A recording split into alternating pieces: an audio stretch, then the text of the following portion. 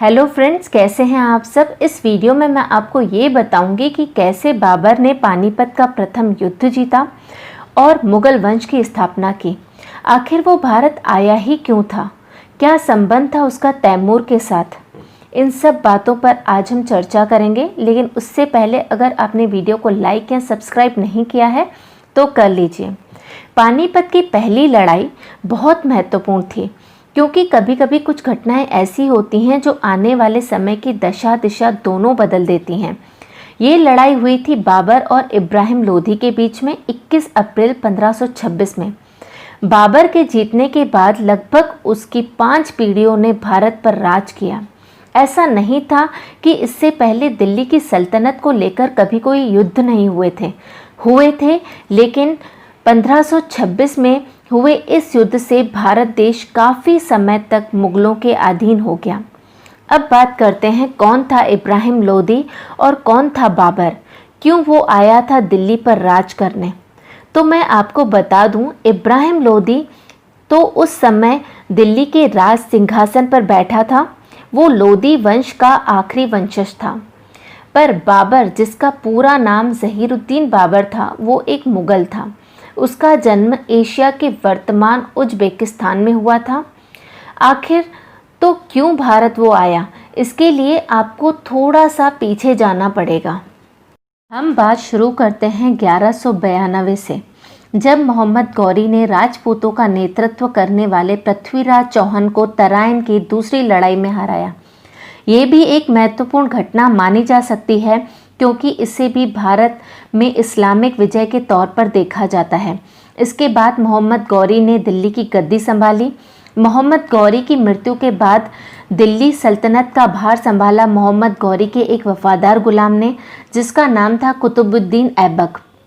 क्योंकि मोहम्मद गौरी का कोई बेटा नहीं था और इसी वंश को गुलाम वंश के नाम से जाना जाने लगा। इसके बाद शासन आया खिलजी वंश का। इन्होंने लगभग 30 सालों तक शासन किया और इसके आखिरी शासक थे कुतुबुद्दीन मुबारक शाह खिलजी, जिनकी उन्हीं के प्रधानमंत्री खुसरो खान ने हत्या कर दी। बाद में इसी खुसरो खान से गद्दी छीनकर तुगलकों ने अपने वंश की स्थापना की। तुगलकों ने 1320 से 1414 तक दिल्ली सल्तनत पर शासन किया और इसी बीच 1398 में तैमूर लंग दिल्ली आया। यहाँ पर हम इसी तैमूर लंग की चर्चा करेंगे। दोस्तों, आपको इसके बारे में ज़रूर सुनना चाहिए, जिसकी वजह से ही बाबर बाद में दिल्ली आया। तैमूर लंग, यहाँ लंग का मतलब है लंगड़ा, क्योंकि तैमूर अपाहिज था। तैमूर का जन्म 1336 में अभी के उज़्बेकिस्तान में हुआ था। उसके पिता ने इस्लाम कबूल कर लिया था, इसलिए वो इस्लाम का कट्टर अनुयायी था। वो बहुत महत्वाकांक्षी था। चंगेज़ खान की तरह वो सबको अपनी शक्ति तले रौंद देना चाहता था।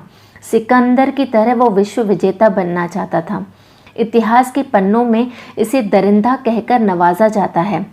सबसे पहले 1369 में उसने समरकंद की गद्दी को जीता और उसके बाद उसने दुनिया को जीतने का कार्य प्रारंभ किया और इसके लिए उसने क्रूरता का सहारा लिया। जिन भी देशों पर उसने आक्रमण किया उसको उसने तहस नहस कर दिया। कई देशों पर अपनी क्रूरता दिखाने के बाद उसने भारत का रुख किया। भारत पर आक्रमण करने का इरादा उसने इस ख्याल से नहीं किया था कि वो यहाँ राज करना चाहता है, बल्कि इसलिए कि वो भारत की संपत्ति को लूटना चाहता था, क्योंकि भारत वैभव के मामले में बहुत आगे था। लेकिन उसका ये कहना कि वो भारत पर आक्रमण करके इस्लाम फैलाना चाहता था और मूर्ति पूजा का विध्वंस करना चाहता था, केवल एक बहाना था। जिस समय वो दिल्ली में आक्रमण करने आया, उस समय दिल्ली की सल्तनत वैसे भी तुगलक वंश के कमज़ोर शासक फिरोज शाह के हाथ में थी, तो उसके लिए आसान था दिल्ली पर आक्रमण करना। तैमूर अप्रैल 1398 में समरकंद से निकला भारत पर आक्रमण करने और बीच में आए काफ़ी इलाकों को लूटते खसोटते अनगिनत कत्ल करते हुए वो दिसंबर में दिल्ली पहुंचा। कहते हैं उसने यहाँ 1 लाख हिंदू कैदियों का कत्ल करवाया। वो इतना क्रूर था कि हिंदुओं के सर काटकर उसकी मीनारें बनवा देता था।